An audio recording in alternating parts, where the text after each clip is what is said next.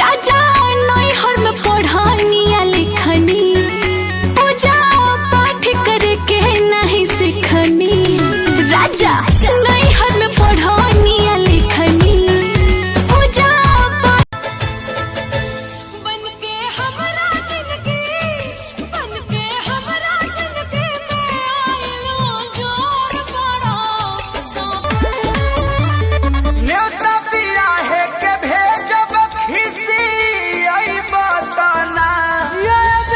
न्योता पिया है के भेजब खिसी आई बताना कि यही बा मदनुआ हमार ओही बा पीना कि हमारा शादी के दिने मुँह दे खही बा पीना।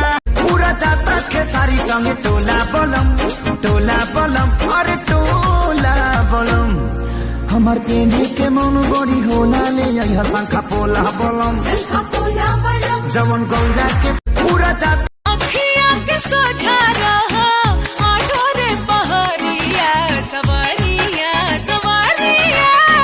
बोलिया बोले लुए गोरिया जैसे बोले। मौसम बदल रहा है, अरे अब तो समझ गए ना। अरे सब ऊपरे से निकल जा रहा है भौजी। चैत में अब दौरे चल रहा है। पूरा जाता के सारी संगे टोला बलम अरे टोला बलम हमार पेंडी के मन बड़ी होला ले यहाँ शंखा पोला बलम राजा